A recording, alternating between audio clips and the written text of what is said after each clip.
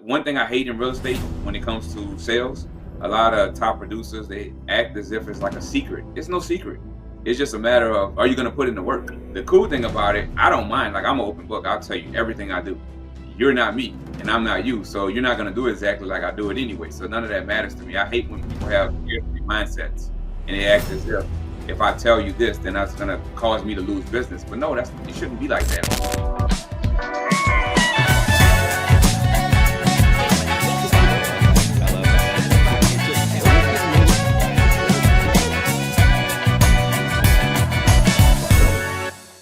Welcome to a new podcast, Real Estate vs. Technology. Hope all is well on your side. It's 9:06 in the morning, Friday, September 27th. Super excited to bring you a new guest today. And I want to say thanks to Liftoff Agent for sponsoring the show. You already know it, so like, subscribe, notification bell. Why? Because on Mondays is when our show goes live every single week to add value to you. Whether you want to get in the business of real estate, you're already in the business of real estate. And today we're going to talk about building a brokerage and what that looks like from just being a traditional real estate agent to building a brokerage. Our guest also had a podcast as well, so I'm super excited to go into his story. So let's go ahead and kick this off with the man, the myth, the legend. What's going down, Antonio? Welcome to Real Estate vs. Technology. Good morning, man. Thank you for having me. I'm looking forward to this. Yeah, man. Yeah. So I know before we got on air, you talked a little bit about your podcast and what you're doing with that and the studio you have. I see you're over there with, you have the Service First Real Estate Brokerage. So congratulations on starting your own, firm, doing your own thing and crushing it on that side. And why get in this world of real estate? What was like that trigger? You're like, dude, like, let's go in this direction and get into this industry. All right, so it's a very long story, but I'll try to make it brief, as brief as I can. We got an hour, we're good. Okay, perfect. So I graduated from LSU in 2007. Okay. And I moved to Dallas for a bank examiner job. All right. That same year, I also read Rich Dad Poor Dad. That got me intrigued. That made me want to start, dabbling into the real estate investing side of things. Yeah. So, I wanted to get access to the houses, but I didn't want to bother a realtor. So I felt like, talking to my wife, well, my fiance at the time, as well as one of my mentors who was also a realtor, they both said, you have a good, I guess I had a network out there, as well as like I'm good with people. So you may want to look into this. So I looked into it, got my license in 2010.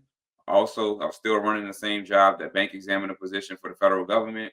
Like in Dallas, Texas, all the way through 2016. And my wife and I, we wanted to move back home to Louisiana. So I gave my job at the time an ultimatum. I said, either I leave or you let me work from home in Louisiana. And they value me as an employee. So moved back home in 2016. Nice. Got my license here in Louisiana. And I've been licensed since 2010. I started the brokerage in 2020.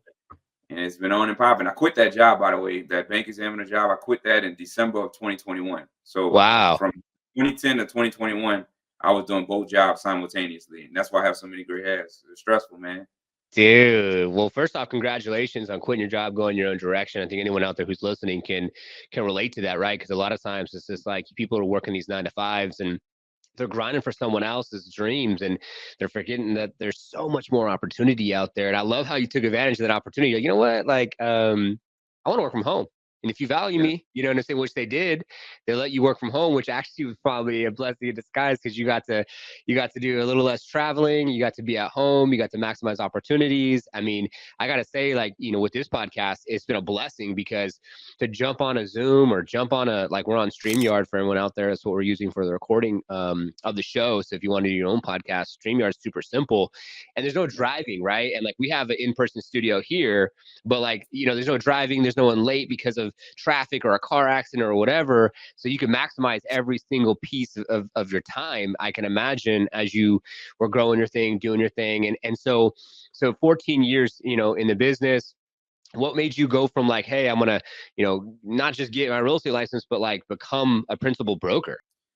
All right. So, I skipped this part of the story, but I got the license. My first sale was in 2011 and I enjoyed the reaction from my client. And that kind of told me that maybe there's something more to this. Like I did it initially just for some extra money and to be able to access the houses on my own without having to bother a realtor. Got it. And, that first closing made me think about it a little bit more. Like maybe there's a career in this. So the first 10 years, all the way through 2020, I Yeah. hadn't made more than $44,000 in sales, man. Like Wow. commission, because I treated it like a hobby. Yeah, yeah. Uh, That makes the sense. end of 2019, November 2019, I hired a coach Okay. and I started using the CRM and I started treating it like a business. And immediately my next in 2020, you know what happened in 2020, but my income went to 235,000 and I never looked back since. So I Wow. was working basically running the full time the brokerage, in Yeah. 2020. I was also doing my individual production Yeah. as well as the bank examiner job. And the bank examiner job did travel. I used to travel 1 to 2 weeks out of the month, Monday through Friday, Wow. to different cities around the US. So I was just trying to do too much. Like it was way too stressful. We have young kids at the time as well. It was just too much on Mm. my plate. So that's why I decided to walk away. It was just, more so I wanted to bet on myself. And that's what I did. And I do not regret it one bit, man, at all. At There you all. go. Let's go. Yeah. I love that. I think that's something to take in consideration too, because what I've learned over the years is like your value, and like where do you see your value? Are you worth 50,000 a year? Are you worth 100,000 a year? Are you worth 240,000 a year? Are you worth a billion? Whatever it is, I feel like people undervalue their time and who they are and what they're worth, and whether it's circumstances they've gone through, or family, whatever, other friends, family, whatever it is. I mean, I feel like anyone who's listening and viewing, like I just feel like you're worth more. You know what I'm saying? Yeah. Like you're worth more, because I can imagine now, you making that type of money, I can imagine you probably didn't work as hard, or did you work as hard as you were making when you're working with the government?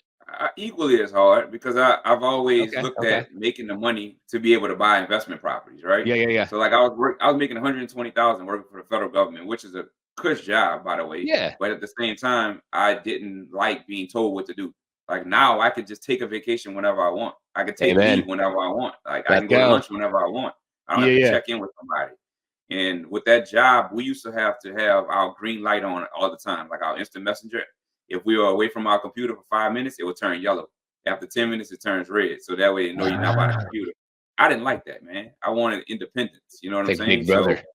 yeah, that's exactly what it was. And I didn't really appreciate that. So that's why I decided to just do it all on my own and just, take that leap of faith, man. You gotta sometimes if you gotta take that risk, you know what I mean? And I have not regretted it one day since at Amen. all. Dude, that's Yeah, awesome. I can imagine, even though you worked maybe as hard, you probably didn't feel like you were really working, because you love what you were doing, correct. Yep. you know? And Agree with you 100%. so many people forget that, man. They just like, oh, well, I got to pay the bills. I got this, I got that, whatever else. And it's just like, well, are you happy? No. Yeah. Well, what are you doing? If you're not happy, why are you doing what you're doing? And there's a whole other opportunity. And that's where I think y'all should, for whoever's listening, viewing out there, take in consideration, like whether you want to get your real estate license, or, you're working for someone else, or maybe, someone's listening out there who's just basically an office manager, or just, a front desk person. You know what I'm saying? Like, you ain't happy. Right. But let me say this, because I don't want to come off as if I'm anti 9 to 5, because Okay. that job did allow me to invest in real estate on the side. Like that gave me, Okay. it's way easier to get a loan when you have a stable W-2 coming in. That's true. And so I was able, like at this point in time, I own 253 doors total real estate Wow. investment. Yeah. So not just me, like not 100% all Yeah. 253 doors, but yes, I have an ownership in 253 properties or doors. And that Nice. that that income allowed that, like so I'm grateful. So I'm not anti 9 to 5. I'm just saying that I would utilize that 9 to 5 to be able to do whatever you really want to do out there. Mm, So dude, I I love didn't that. quit until I knew I was financially stable enough to take that leap. I have a couple questions that lead into getting to that point where you make that leap. So you have these investment properties, you have the stable job, you're investing, so that way you can have, it sounds like, passive residual income, and other things other than your 9 to 5 and that specific income. So for anyone viewing and listening, how do you even start getting into investing into that many doors, and what does that even look like? So the crazy thing about this is I told you I read Rich Dad Poor Dad in 2007. Yeah. I didn't buy my first property until 2018. So Wow. that's 11 years wasted because I was scared. I just Makes kept sense. going through the same cycle. I was going to every conference, reading every book. Mm-hmm. I Mm-hmm. just, at the end of the day, I was scared to take action. I felt like I didn't know enough. And I Yeah. let analysis of what is it? Paralysis by analysis. Yeah, that's it. Yeah. Paralysis by analysis kicked in because I just felt like, well, what about this and what about that? Until the very first purchase was June of 2018, which was an office building. I bought that. My brokerage is out of right now, but I bought that and I was like, damn, this is easy. Like that first, I closed on June 28th. The rents came in on July 1st, and I was like, damn, this is easy. And it's been on and popping Wow. ever since, man. So it's not as hard as people make it seem. You just have to take that leap and take some action. Otherwise, you never do it if you don't start and course correct along the way. Wow. I love that. I love that. So take them into the story of like your first investment, what it looked like, kind of take them into like that emotional roller coaster you were kind of going through, and how you stumbled upon the first deal to be able to make that investment to even get started. Yeah, so I have been looking for years. I told you I've been looking since 2007, but I was just Yeah. scared. So Yeah. I got tired of being scared. I just got tired of being tired, and I said, you know what? I'm just gonna do it. I search every day. Like even to Mm-hmm. this day, I still look at properties every single day on the MLS just to see what's available. Yeah. But Yeah. I stumbled across an office building. It wasn't expensive at all, and I knew that one day I wanted to own my own brokerage. So I figured, why not? It was Love it. occupied. So the way it is set up now is like one main office with 4 individual rooms. So the way the seller at the time, he had all 4 rooms rented out, one to himself. So consider it basically 3 rooms rented out and one he used. Yeah. So I was Yeah. like, why not just, take over this building, get the income streams. I don't have to find tenants. And then one day I can run my brokerage out of it. So that was my thought process going into it. Ah, And, like I said, 3 days later or 4 days, whatever it was, June 28th to July 1st, I started receiving rent checks. And I was like, okay, I could do this again. And it wasn't that bad. And I just felt, it just scaled ever since then. The biggest thing in the portfolio is a 240 unit apartment complex. So that's in wow. Georgia. But it's a group of us that own that, not just me. Wow. That's amazing. So then when they find something that potentially they want to purchase, I love the fact that you already manifest like, okay, like I know where I'm going with the brokerage. I like how the first property, it was like, okay, cool. Like you have receptionists, 4 offices, you can rent those to small business owners. It's cash flow for that. Was the property already like cash flowing for you? So when you purchased it initially, it was already something cash flowing? Yep, it's already cash flowing. And so to this day, I have 2 of the 4 offices rented, one to a janitorial company and one to a doctor.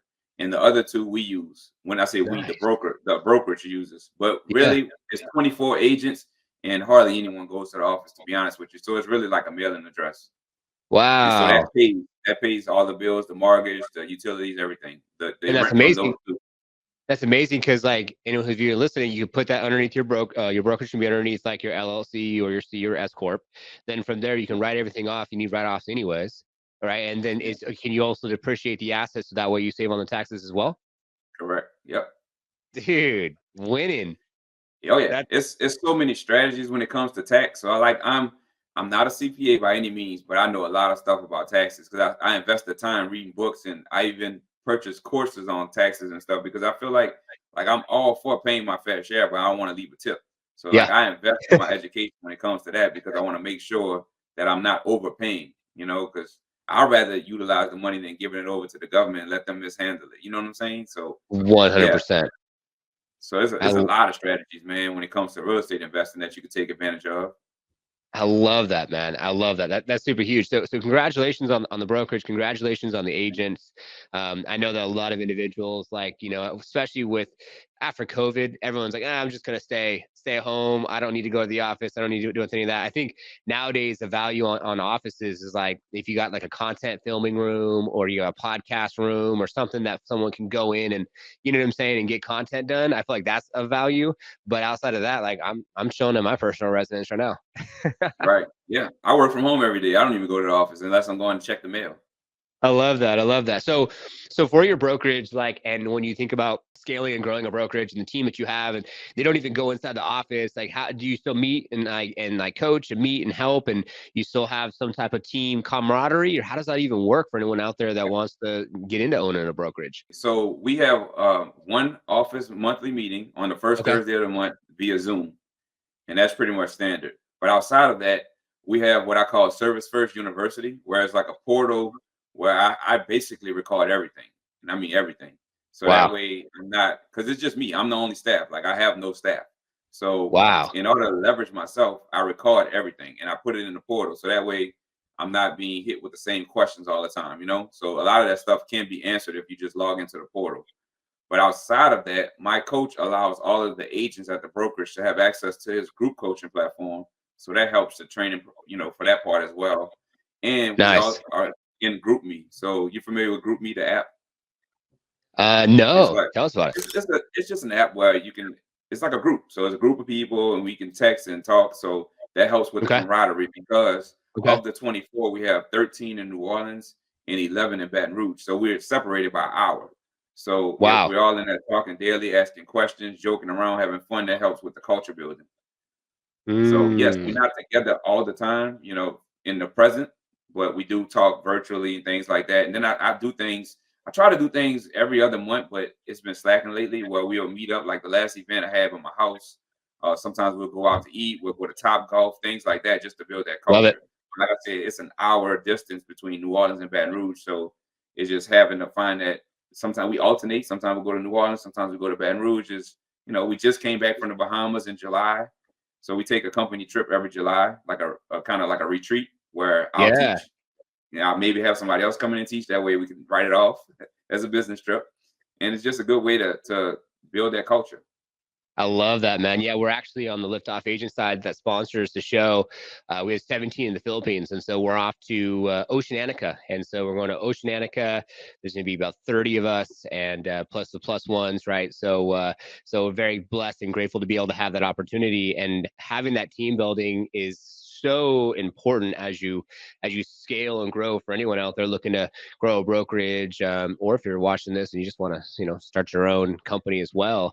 And I love that because it's a tax write-off, and you got to have write-offs, right? At the end of the day. Yep. And you asked me a question earlier, and I don't even know if I answered it all the way, but one of the main reasons I ended up going ahead and starting the brokerage is because I felt like at my previous, prior to me opening a brokerage, I had been at 3 different brokerages Okay. over my time period. So Yeah. 2 in Dallas and then 1 in New Orleans. And Got I it. felt like I could contribute more. I had more to give. Yeah. Plus, at the previous brokerage, I didn't necessarily like the commission split. Okay. And I just felt like I had more to give. So I went ahead and went out on my own just because I had this big vision in my mind where I wanted to build this company. And right now we're small. It's only 24 of us, but I got big vision, man. Like I plan on scaling this beyond just my local regional Louisiana area, Yeah. Yeah. So that's why I've been trying to put in systems and things like that. So at our brokerage, the slogan is we value relationships over transactions.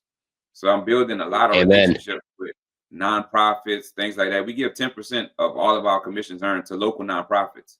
I believe love in it. helping people in the community instead of like nothing's wrong with like a Red Cross and things like that. But I know Yeah. if I give money to a local nonprofit, I can see that money trickle down to the people. So that's what I'm big on, and that's what we do at the brokerage level. I love that, man. You're speaking my wife's language over here because she's the same way. She's all, you go to these grocery stores or whatever else, and they're like, you want to, donate to this or donate to that, or you're at Walmart or whatever, and you're like, is the money really going there? Can you really see what's going on here? I like how you go more local because then you can actually see the impact. Yep. So I'll give you an example. So the YWCA, we just contributed to them. I say just 2 months ago, we made a donation to them.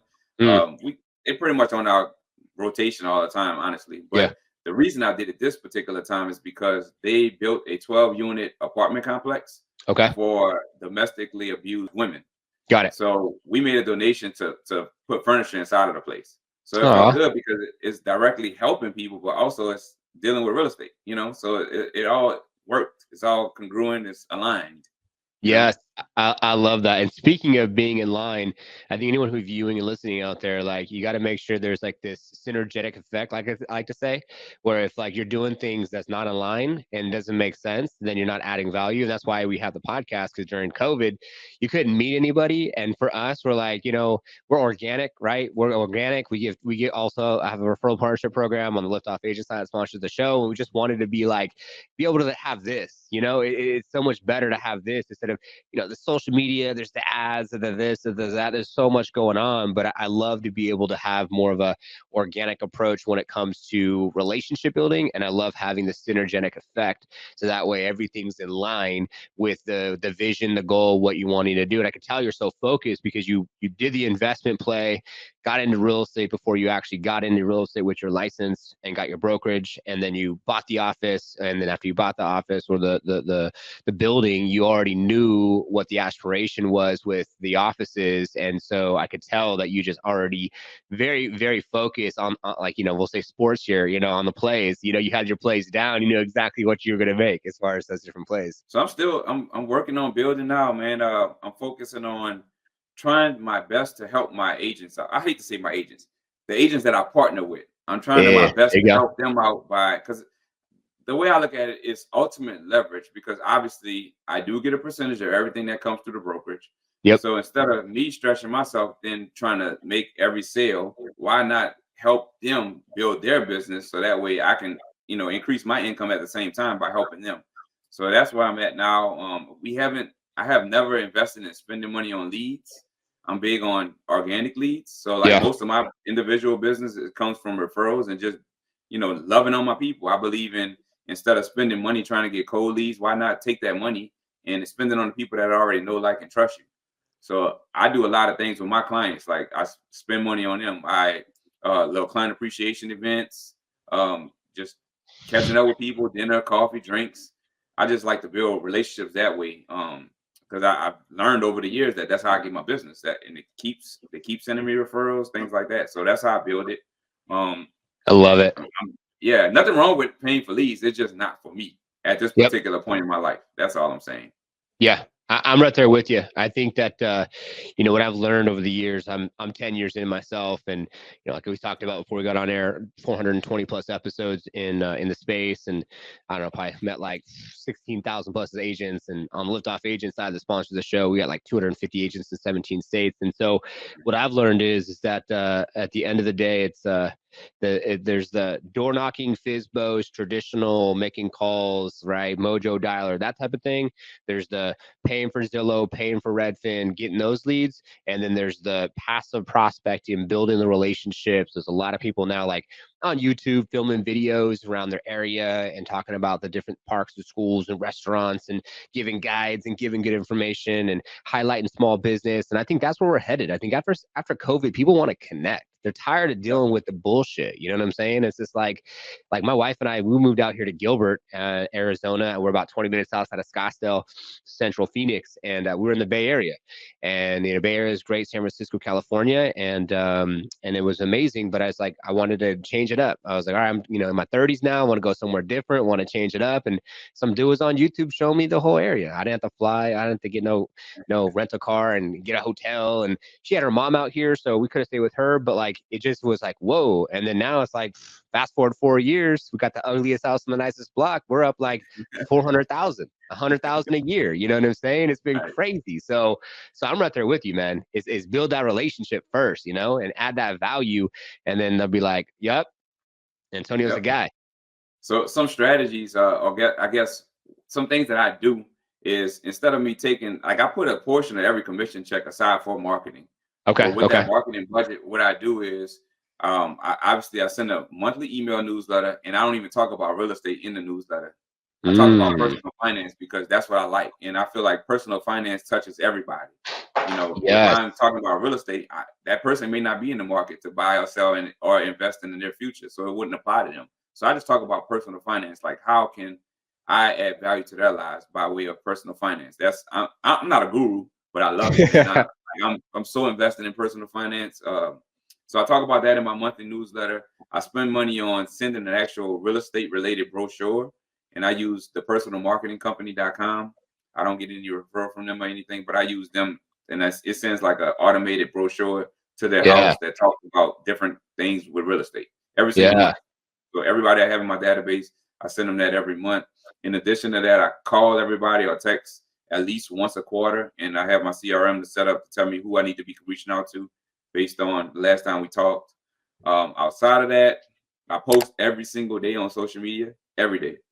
And the reason behind that posting is because Like the way I look at it is, I want to own mental real estate in people's minds. So they may not be liking or sharing my stuff, and that's fine. But as long as they see it, that's all that matters. Because all it's doing is reiterating to them that I'm in real estate. So whenever they have Yes. a real estate need, they reach out to me.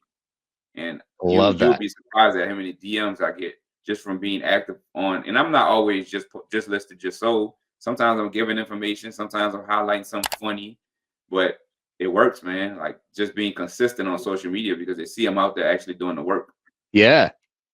I love the email. I think the email and personal finance is super smart because a lot of individuals, they get in, they buy a house, and like my mom and my stepfather, they're going to be there for 30 years, and that's totally fine. And other people like to buy real estate, and they like to either get a HELOC and get a second property, or sell their first property and get a larger home, or whatever the case may be. Like my wife and I, we're going to be buying our second home up north, and we finally get a little mommy daddy time this weekend. Our daughter, she's 6, so she's going to be with my mother-in-law, which is cool. And so we're going to be up north and going to look at some houses and what have you. But when you talk about like financial literacy and helping people out, I mean, for the viewers and listeners out there, maybe they have an email marketing campaign, and maybe it's more centered around like the coming soon, just sold, just listed, and traditional side of email marketing, and not maybe adding as much value. What kind of value could they be adding in their email marketing campaigns right now in maybe the financial space, and personal, like financial literacy, that they could take from today's show? So it depends on the person and their knowledge. I mean, I talk about taxes. I talk about like you name it. I have books on the stuff too. Like I I don't know. Can seen you see that. this? Yeah. So I have 3 different books, man. So this is my first one. It's called "I'm Out: Escaping the Rat Race, One Income Stream at a Time." I And it's love it. basically just talking about like how COVID happened and a lot of people were out of jobs because they couldn't Yep. go into work. So if you're relying on one income stream, that's not a good thing, right? You need to have Yep. multiple sources of income stream. And the books are one of them for me. But in this book, I just talk about my story and basically real estate investing and how if you invest in real estate, it'll continuously repay you over time. Everything is Mm. long term. So it's nothing quick. Um, this one right here, this is From Listed to Sold, 55 expert strategies to get your home sold in any market. It's crazy with this one because I wrote this as a lead generation magnet for sale by owners. So I was planning on sending this to them, like putting it in the mailbox, free of charge, and I wanted them to read it. And then once they start reading it, be like, "Damn, this is too much information. I might as well just hire him." That was the Yeah. goal. But then realtors started buying it. So I was like, hold up, maybe I need to market to realtors. So I started marketing this to realtors because it tells you how to sell a house. So that was the second book. Wow. And this one I just put out less than 3 weeks ago. Things they don't teach you in school. So this is more personal finance related and it's geared to the younger generation. So I'm talking like anywhere from 15 to 25. And it's just trying to show you how to build your wealth, how to build wealth at a young age because if you're younger, you have time on your side for the stuff to compound. So this is I'm talking everything from retirement accounts, college, you name it. I mean, it's all in here, man. Saving, Wow. investing. So, but I'm sorry, I didn't even answer your question. I You're apologize. good, dude. That's So, awesome. I love it. so Congratulations on the books, thank man. you.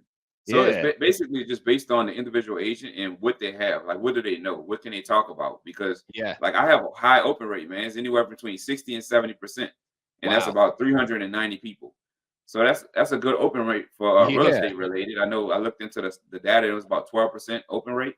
So Okay. I'm in a 60 to 70, and I think that's mainly because I'm not just talking about real estate. Like people want to Hmm. know how to get more income. Like I talk about that, like how to increase your income streams. I talk about anything related to personal finance, but that's my thing. That's what I like to do. Dude, So I love that. yeah, No, the books are so smart, man. I mean, when you're talking about your books, there's a book that I read it's called The Seven Triggers to Yes. And so that states that if you do something for someone else and you're not expecting anything in return, they'll be more likely to do something back in return. So like when you're talking about the process of investing into reinvesting into the people that already like and trust, or you're talking about the books, you're talking about the personal finance on the email marketing campaigns, it just resonated with me where it's just like, man, if you could just be adding as much value as you possibly can, that person's gonna be like, dude, like I got your books, I've been checking you on social, I've been getting your email marketing campaigns, like I didn't think I could do it, but I'm ready to buy a house. Like, Yeah. let's talk, Antonio. You know what I'm saying? Yeah, I agree. That's how I get all my business, honestly. And I think it just give, and eventually it'll come back to you. If you give and not expect anything in return, it's gonna come back to you. It might not Amen. be immediate, but at some point it will. Yeah. And that's our So legacy, right? At the end of the day, like, God forbid, knock on wood, right? We're gonna be good. And if something was to happen, it's those books, it's the knowledge, it's what you're putting out there that's going to be a part of your legacy for the eons to come when people see that. Because it's unfortunate, not to go too far down the rabbit hole with the system, but the system doesn't teach us about the fact that, like, what is financial literacy? Not just here's how to write a check, you know what I'm saying? But like, what are IULs? Like, what is life insurance? Like, what is stocks and bonds and annuities and the crypto and all that type of stuff? It just doesn't make any sense why they don't teach us these things, and why we have to learn the hard way, get the gray hair, you know what I'm saying, deal with all the stress and the sleepless nights, and go through it all to be able to be like, for our up and coming generations to be like, here's the tools, like here's the knowledge, this is what you need, like what you're doing to help people be able to have hopefully quicker, faster success. So I have a take on that, and I talk about it in my book. Let's go. Everything you just mentioned about why we are not taught that, and this is just I'm speaking for myself, no Yeah. one else. But I Yep. feel like we live in a capitalistic society where we need people dependent on the system. So if you were to learn all that coming up, then you would not be dependent anymore. You'll be independent. You wouldn't need the government for things. We need workers. We need worker bees. So Yeah. if you taught people how to be business owners and all that, then the structure would fail. So yeah, we need worker bees. So that's why it's the way it is. So it's up to you and your family maybe to teach you these things. You to go out and seek it, because we have it everywhere. Like with YouTube University these days, you could get online and type in anything and get the answer. Yes. So yeah, it's up to the individual. It's like the Matrix, man. You go onto YouTube, you type something in, you're like plug in, like you're not really plugging in, but you know what I'm saying, like you're plugging in as far as getting that information.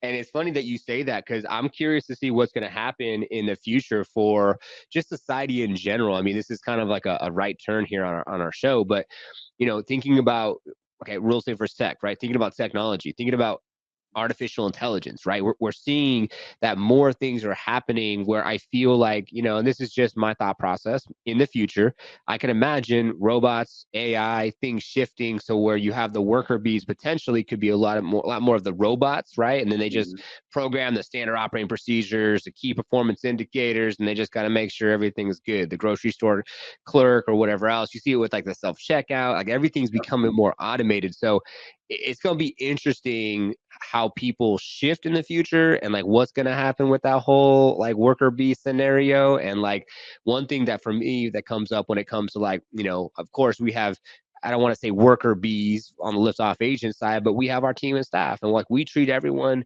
not like a number. We have an open door policy. We want to understand, what's your vision, what's your goal, where you want to go. So then if anyone does, sign up for our service in the lift off agent side, like we know the client's goals. And if the client's getting their goals met, guess what, team? You're getting your goals met. And guess what, team? Then the company will get their goals met at the end of the day, because every, corporate America, it's always like the, bottom line, and, get the job done, keep your nose down, just, do your job. And that's one reason why I started a company for myself, because I was like, no, if I can't be seen in an asset, like I'm gonna be my own asset. You know what I'm saying? Like, so it's gonna be interesting to see what's gonna happen in the future. So when the whole AI stuff started coming out, like ChatGPT and things like that, I'm not gonna lie, it scared me. It scared me. But I realized, like, if I don't get involved with it and learn it, then I'm gonna be behind, right? So it's something I use daily now, man. I use it for everything. And me too. it did scare me, even the robots and all the things you mentioned. But you just have to make yourself like increase your skills so much that they can't afford to let you go. You know what I mean? Like I would say you just hone in on making yourself so unfireable, like making it to where they cannot get rid of you, because that's how much value you bring to the table. I love that. Man, I use ChatGPT every single day, every day, man. I love it. I'm right there with you, man. We literally just wrote a guide on how to automate your real estate business A through Z, and I'm everything from like, voice mic to Google, right? Copy paste, Chat GPT to grammar, because like I was diagnosed with a learning disability, tubes in my ears. I suck at reading and writing. This book right here. Yeah. So I wrote it all in Word, and then I put it in ChatGPT and told it to fix the grammar for me, basically. So I edited the whole book. I'm right there with you. Dude, Hey, I just saved money on the editor. That's awesome. Yeah, I think that if anyone out there is listening, when it comes to like illustrators, writers, copywriters, like that's the one thing I think AI really, I get the creative writing, right? Like personality creative writing, and I know that you can even put in prompts, with ChatGPT and even have that come up with like a certain swag, if you will, you know what I'm saying, in the way that you deliver it. But it won't be authentically you. Obviously, if someone reads it, they know, okay, hold on, this is not his personality. This is not how he talks. Not how he, how he does what he does with his literacy and his way of being able to drop the words he drops. But I love that, man. That's very interesting. We'll see what happens in the future for AI and artificial intelligence and all the things. And so the books, I'll put all the links down below. Is that all on just Amazon? Like if they wanted to order them? Yeah, so it's all 3 of them are on Amazon, but I don't push people towards Amazon because they take 40%. Oh, So, damn.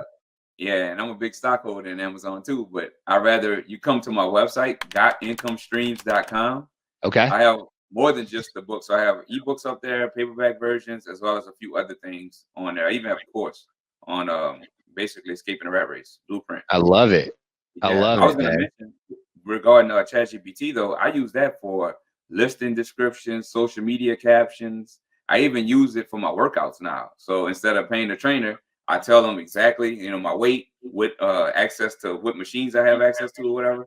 And I tell them to come up with a plan geared towards, let's say, losing fat and building muscle. And then they'll give me a plan. Like I use that for everything now, man. Wow. It's amazing. I Yep. didn't even think about it like that. Try it. Interesting. You'll be amazed. Try it. Yeah, I'll have to because Yep. I put together my own workout regimen. Right now, I'm doing the V shreds, and then I've been playing around with supplements and different things. And it's a big part of my life, my wife's life. She was on stage 5 times for figure competition, what have you. I thought maybe one day I'll get on stage. We'll see what happens. But I got a selfish question, and maybe someone out there also is curious when it comes to writing a book and like it's like I don't think it's shifted. It's not like you have to have like an inventory of like 10,000 books just sitting somewhere in a warehouse. So when someone orders a book and they want a paper-bound book, is that just going to go like that gets printed and gets shipped just as orders come in? How does that work? Yeah, if you go through Amazon, if that's how they work, is get printed. You buy it and they print it. But if you come through me and my website, I have a stock full of books here. So, like I Ah, say, I'm the only staff, so I'll mail it out personally and things like that. wow. So I buy, but I print mine through Amazon. So author copies, and I just buy, in bulk, and I ship them out whenever orders come through. Well, it's awesome though. Like I talk about income streams. This is just another income stream. I wake Yes. up to book sales. Like everything's, I get an email, book sold. I'm like, great. I'm not even out there publicly marketing it like that. I need to because that can increase sales. But yeah, man, it's awesome. Wow. So you Yep. you sign each book or what? We get autograph from No, you? I can. I don't though. I I understand. can Look, for sure. I let me just get normally I just package it out and ship it, man. Try to get it to you as fast as possible. I love it, man. I love it. Yep. So for the viewers and listeners out there, they say like the average millionaire has like 7, streams and so on and so forth. How many streams do you have? All right. So if you categorize, let's say like rental real estate, that's one stream. Yep. The brokerage, that's one Okay. stream. Yep. My individual production, that's another stream. Yep. The book sales, that's another stream. Yep. So four. Am I missing something? It sounds like you got stocks though, right? You got stocks. So you could.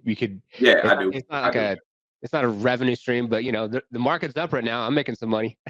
Yeah, I just reinvest everything there. I love it. So, and I love also, it. I forgot, I do have another stream. I lend money. So I use myself, and I mean, I guess you could look at it as a stream, but I can't touch the money until retirement. So it's my self-directed IRA, Got it. and I just lend money to real estate investors using that money, and I can't touch it until 57 and a half. But it's just another bucket. You know what I mean? I'm Yeah. on the wealth building journey. So like I was telling my friends 3 days ago, and I was saying how I came up, and I didn't tell you this, but single mother, police officer, 3 kids. So we didn't Wow. have a lot at all. And I struggled. We struggled, and I never want to go back there. And I have a 6-year-old son and a 3-year-old son. And Aw. the way we're raising them right now, man, like they're gonna be trust fund babies. Like they're gonna be set. Wow. You hear me? Yeah. So they're employees of the business. I pay them a salary. That money is used to invest in the IUL, invest in the stock market, invest in the custodial account. They're gonna be wealthy, and they're young, so they have time on their side. You know, I Dude. didn't have this. I didn't know this information when I was young. I didn't have that exposure, but we have access to so much stuff now that is up to you not to get it. You know. Amen, man. I'm right there with you, bro. I'm right there with you. Like, dealt with a lot of stuff, no father figure and what have you growing up, and seeing mom be beat, a lot of drugs, alcohol, Yeah. diagnosed with learning disability, tubes in my ears, held back, colitis, you name it. And so this is all new money, you know what I'm saying? And so Yeah. my daughter, she has her life insurance policy, and we're putting money away, and I'm gonna have to take you up on making her an employee on the organization side. I don't have that right now. But I love that, man. My wife and I both she has her tea company, and so she has Resident Tea Co. She's the international tea master, and we got Lift Nice. Off and got that little podcast, and then we also do other things too with some fix and flip and some Airbnb and some house hacking and some Toro car renting, and so we got about 7 streams right now ourselves. And so yeah, I'm right there with you. You wake up, you're like, okay, all right, Yeah. So I'm big on reinvesting the money though, man. So I'm 40.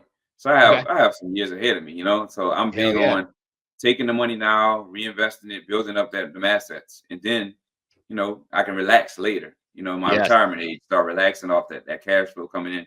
But right now I'm broke. Everything I take, I go out there and invest it. yep. Seriously. Yep. Me too. Yep. Yep. Every single week, dollar cost averaging into the market, or, put Yep. in various different places. Like, I think version listeners out there, Acorns is cool. I love Acorns. Rounds up. You put money in there, and like, I'm right there with you. I hate money sitting in the bank. I want the money to be out Working. working. Yep. Yep. Bringing back babies, man. That's how I look at it. That's my Hell baby, yeah. bringing back babies. Yep. Yeah, hell yeah. I love that. I love that. So I see you have a lot going on with Melissa. So Melissa was actually on our podcast probably like over 2 years ago. And Okay. it looks like you guys are doing some strategies for top producing real estate professionals. What you guys got going on over there? So we're doing a high level mastermind in New Orleans. It's going to be Nice. October 24th, 2024. It's actually just the afternoon, so 12:30 to 4:30 p.m. And Okay. then we have a happy hour right after that from 5 to 7. And so it's just more so basically showing how we did it. So one thing I hate in real estate when it comes to sales, a lot of top producers, they act as if it's like a secret. It's no secret. It's just a matter of, are you going to put in the work? So what we're going to do there is just tell people exactly what we do. The cool thing about it, I don't mind. Like I'm an open book. I'll tell you everything I do. You're not me and I'm not you. So you're not going to do exactly like I do it anyway. So none of that matters to me. I hate when people have Exactly. scarcity mindsets and they Yep. act as if I tell you this, then that's going to cause me to lose business. But no, it shouldn't be like that. Me and Melissa, we both have abundance mindsets and we just want to share. Obviously, it costs to get in. That's, a barrier to entry. Yep. But we're going to give you the game and you're going to walk away with a lot of information. I promise you that. And I feel 100% confident saying this. I love that, man. I love that. And that's why we love this podcast. At the end of the day, we're just pouring in. You know what I'm saying? You want to Mhm. subscribe? Cool. You don't have to. You want to like the episode? Cool. You don't have to. You want to share it with someone else because you think there's value here that you got? Cool. Right. But it's Yeah. free. Right. And that's where I feel like people forget too. Like where YouTube is great. Like you just get 1,000 subs, 4,000 hours of watch time. And now because of the shorts, you're supposed to get like 10 million views.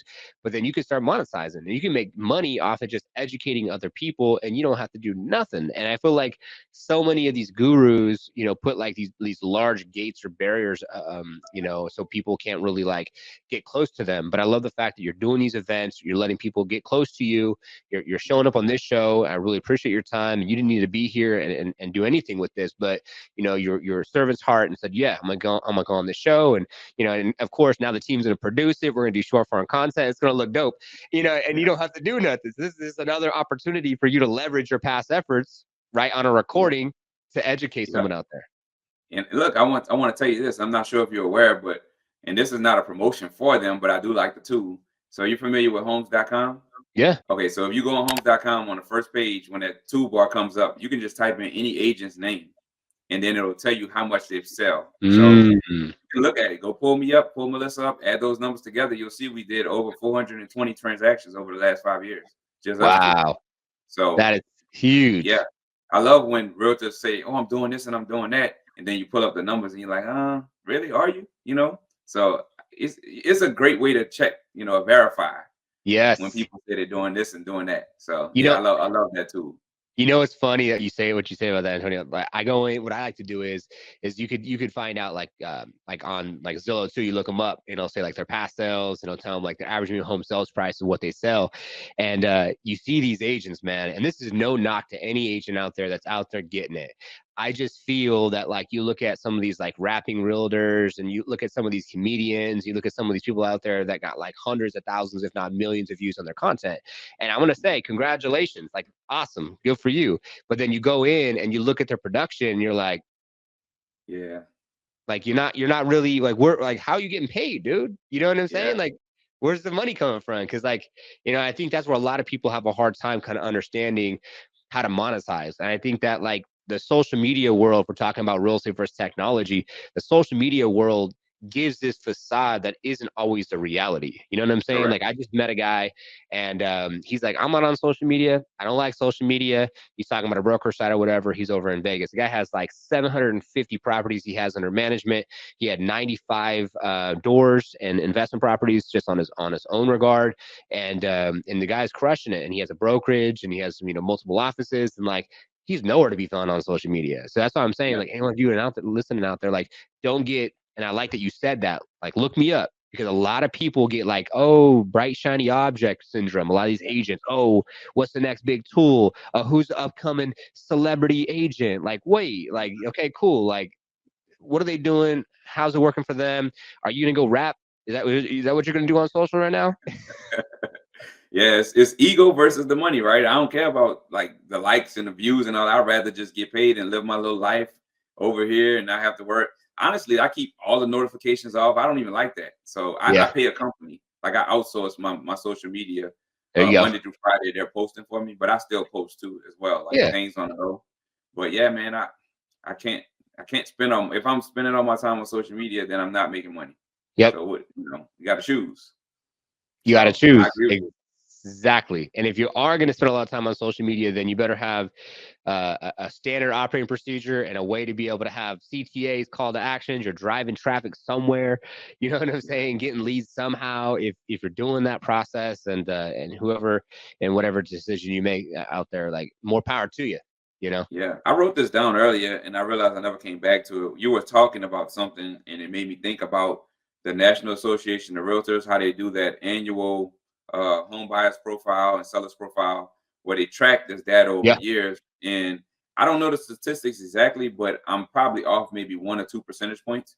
But they say, when they're interviewing buyers during the process, they say that 87% of them say they'll use their realtor again. But then when they track these people later, only 13% of them actually use the realtor. And I Yeah. think the problem with that is because a lot of the realtors in our business, we treat it, not we, but as a whole, treat it as Yep. a transaction as Yep. opposed to a relationship. A lot of people, they sell you the house and they go away. But that's not a winning strategy to build a business. We all have our individual, and yeah, I'm talking about building a business, not so much the brokerage, but my individual agent business, like me as an agent.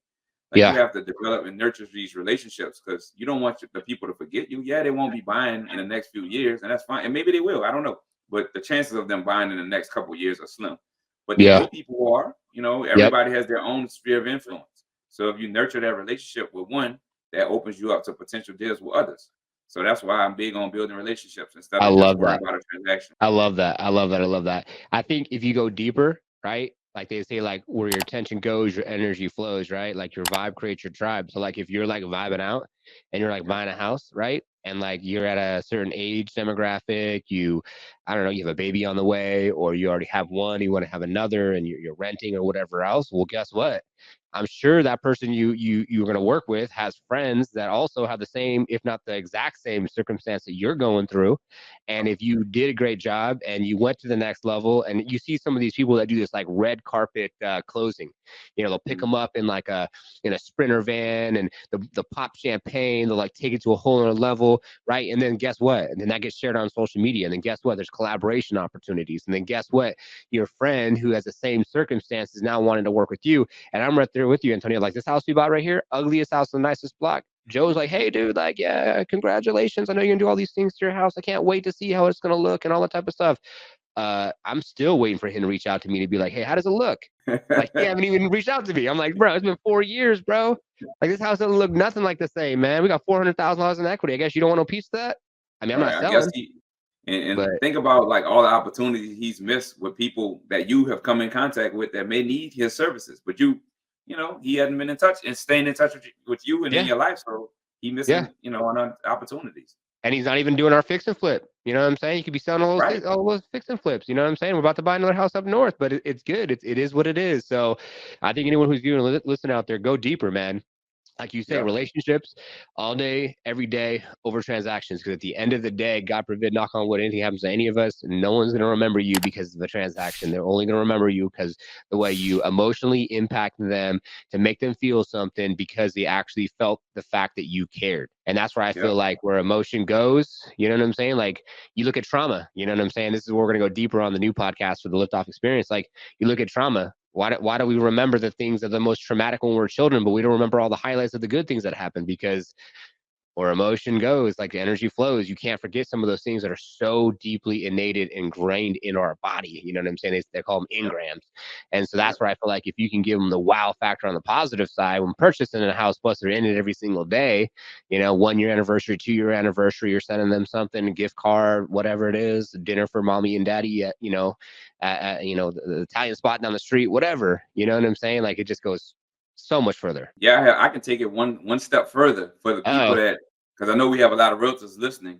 So the clients that you really enjoy working with, like let's say these are your ideal client, ideal clients, people that you enjoy working with, maybe a nice price point, whatever. What yep. I like to do with those people is I'll throw them a housewarming party. We can set Uh, aside maybe $500, something like that. It doesn't have to be yeah. anything expensive, but every single time I do this, when we get to the party, they show me around to their friends, like I'm like the new puppy. They show me around. Hey, this is my agent. He's the reason we're doing this. And what does that do? That introduces me to potential business from friends of the people that I like working with. So it's probably, they're probably going to have some kind of synergy as far as same type of job, same Yep. temperament. So I'm getting in front of more people that I like to work with. So it's Yes. smart. It's a great thing to do. I love doing that. Dude, that's so smart, man. And if you can have someone else be your raging fan and be speaking on your behalf, tooting Yep. your horn, and talking about who you are, man, I'll tell you one thing. I mean, yeah, I'm not a licensed real estate professional. I'm doing the transactional side, but I'll tell you what, when we get a referral on our sponsor side, Liftoff agent, it's like a guaranteed, like it's game over, guaranteed. They already got the testimonial. They already know that they have the need because the person is referring you because they have the need, and it's just that much easier, man. I love that. So true. So true. And leaving the show on a high note, because I love that to be something that people could really, think about putting in action. I wanna first off say, is there anything that is, I know you got the event, right? Links are down below. I want you all to go follow this gentleman, go follow Antonio. He's amazing. Obviously, as you can see, a servant's heart. He's given a bunch of free stuff, get his books, the whole nine, and it costs you basically next to nothing. Especially if you want to be his level of success, go look him up, homes.com. Is there anything else you want to highlight? I got you, bro. I'll plug you. Anything else you want to highlight before we end? And then the last thing I like to do is just you know what I'm saying? Just spit some games. Give him a golden nugget. Give him something that is coming up for you as we close out. Give yourself a goal that's so large that it's going to excite you to get up in the morning and make you want to go to work. So I'll tell you what mine is right now. So Let's this go. is something that come on the radar the last 2.5 weeks, and we actually have a meeting about it today. But right now I'm stretching myself to do something that I've never done before. Me and the guy, he's an architect. We're doing right now the early development plans, but we're looking at starting a master plan community in Baton Rouge, Louisiana. So 25 plus acres, master plan community. I'm talking about 104 houses, parks, possibly daycare, school. So it's something I've never done before. I don't know how I'm going to get it, but I'm making that my Wow. goal. It excites me. It makes me want to, because you could sell houses all day. At some point, it gets, routine, boring. Well, yeah, somewhat boring. But Yeah. Keep it yeah, real. man, that's my goal. I've never done that before, but I promise you, I will do it. Promise you. Let's go. That's Yeah. super sick. So this is going to be like a mastermind community where it's like almost like a compound, or is it going to be available for the public? What does that look like? Yeah, for the public. Okay. Okay. Basically developing a mix of townhomes, single family homes, and selling them. So I'm going to be the realtor selling them. It's just a way to increase my income streams. That's what I'm all about. But Dude, it's open to the public. Sell it to the public. It's perfect alignment because, like you said, you're the principal broker. You're going to be the realtor. You're going to be able to sell the properties. You want to grow. I mean, that sounds like right there too. Like you want to expand your brokerage. There you go. You know what I'm saying? You're going to have deal flow for any agents that you want to. Hey, you want to come under? This is the mastermind community. Here's the books. Here's the training. Here's all the things. I mean, you're gonna have a dial, bro. Hey, I'm all about increasing those income streams at the end of the day. Diversity. That's sick, dude. Dude, congratulations, man. This is awesome. And since you put out a big goal, I want to put out a big goal. Our goal is 15,000 agents that we're serving on a monthly basis that lift off at 12 million a month, 144 million a year. In the next 8 years, I'm selling the company for 300 million. Nice. Hey, it seems like you thought about that one already. Hell yeah, I did, bro. Let's go. Let's go. Let's go. You spit those numbers out easily. You know what I'm saying? But that's what it is. I think so many people are like, they're shy, or they don't want to, they don't want to put out the big numbers because they're like, I don't know how I'm going to do it. I never seen nothing like that before. You know what I'm saying? And like, we're going to push like 100 G's this month, right? And like 12 million from 100 G's, like what? But you don't know what you don't know until you just put it out there. And then the cool thing is, man, the Lord, the universe, Jesus Christ, whatever you want to say, like once you start putting it out there, man, like it's crazy how it just comes up. Like you'll have these crazy situations or scenarios where like you get a phone call or something to come up and you're like, what? Like this ties in directly with what I want. Like this gets me closer. Speaking it into existence. That's what you're doing. So one thing I like to do when it comes to goals, like I like to put it out there. Like I'll just put it on podcast so anybody can hear this and hold me accountable. Like I like to tell people my goals so they can come back and check on me. Like, hey, you say you're gonna do this, whatever happened with that. I love accountability. So I'm telling you right now, I will have this done. And it's not gonna be something immediate, but 3 to 4 years, I'm gonna have this done. Yeah. I love it. But anyone of you are listening, hey, go send Antonio the DM. Go DM and say, hey, what's going on? You staying accountable? I would love for someone, just anybody, to send a DM who's already been on this podcast for an hour. Obviously, they're vibing out, they're enjoying the conversation, they're getting value. But go send them a DM. That'd be great. Just be like, yeah, I saw you on Real Estate versus Technology. You still on it? Yep. I'm telling you, it's coming. It's happening. Everything is just in the works. Like I'm meeting the right people. Today I have a meeting with the architect as well as the developer. We're going to talk about, like, not the developer for this project, but a developer that's done this before. So I want to kind of, I hate the term pick your brain, but that's what I'm doing. Yeah. Trying to get some information. I love it. I love it, man. This has been great. Just for everyone that knows or probably doesn't know, but if you've been watching for a while, we never met each other before. It's the first time we ever met. We're vibing out. We're having a good time. We're enjoying each other, and we're just speaking into existence what we want and pouring into anyone who's viewing and listening. Antonio, this has been a great experience with you, man. Appreciate you, man. Thank you for the time. I hope I added some kind of value to the audience. Oh, dude, 100%, man. You're coming in with books and the whole nine. Like, you're one of the few, if not like the only episode that people have been spitting off like 3 books in an episode. You know what I'm saying? And giving like you're giving and doing what you're doing. And, everyone has their own ways of giving and doing what they're doing. I don't know if we've had anyone who has 3 books like what you have and the way that you're kind of showing up. But that was what makes, like you said, that's what makes you. Yeah. And one last thing I do want to promote real quick. Yeah. So I told you, or you mentioned it at the beginning about the podcast. So we're not actively doing the podcast anymore. However, it is still out there on your major platforms like Apple, Spotify, all the platforms. You can just search for The Financial Flows Podcast. That's The Financial Flows with an S on the end podcast. And there's some really good episodes. We did it for a little bit over a year and then we stopped. It just wasn't working out, with timing and everything. So it's so much valuable information on that, though. I still go back and listen to some of the episodes, and they're short, like 20 to 40 minutes. So it's worth it, in my opinion. I love it. Just adding even more value. And hey, if anything ever comes and pops back off at that show, man, I always like to spit some game when it comes to financial literacy. I would always love to add some value on your side too, if you ever want to do the show again. Yeah, absolutely. Thank you, man. Hey, likewise, bro. Well, I appreciate your time, man. Happy Friday. Have an amazing weekend. Good luck with the next steps to your next big, hairy, audacious goal. And I appreciate your time, brother. All right. Thank you, man. Take it easy. Of course. And hey, all the viewers and listeners out there, I appreciate you too. Like, subscribe, notification bell. Big thanks to Liftoff Agent for sponsoring the show. New episodes every Monday, as it is our intention for you to take things from the episodes, apply to your business, to have more massive success. And we'll see you all on the next one.